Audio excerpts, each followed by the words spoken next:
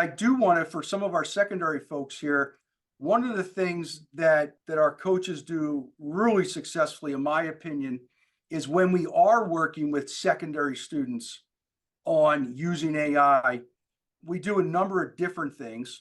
But one of the things that Christine, one of our coaches, and I presented on at PETE&C was using a framework on how to have students prompt the AI in a way that's not a one-time and copy paste. So we came up with just the guide framework. And when students are using AI for themselves, and again, this is secondary level, we want students to define the goal.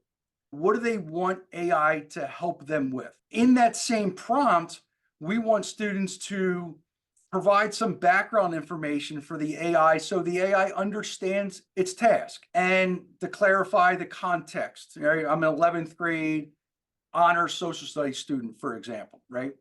Then we want to instruct it on what we want it to do.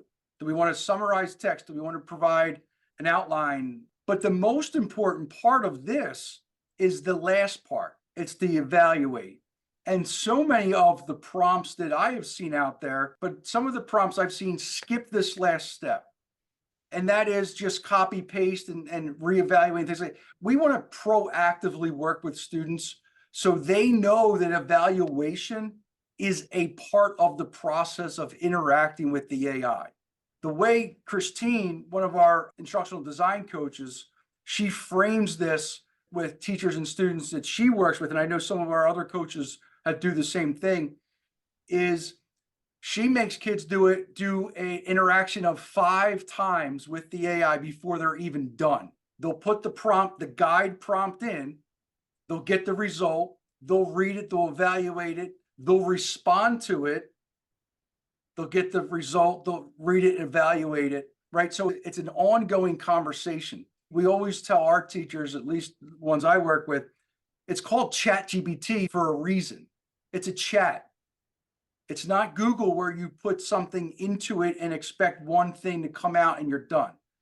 We want to be able to interact with this. Since I referenced the work we do with our students, the one thing we do, and maybe you guys do this at Nazareth as well, we found successful, is when students are using AI, they have to share the link with their teacher so the teacher knows how and where AI was used and whether it was used appropriately or not. We've found success in this. I know there's other different frameworks and things like that, but this one was easy for our kids to understand, and our teachers at the secondary level seem to like it.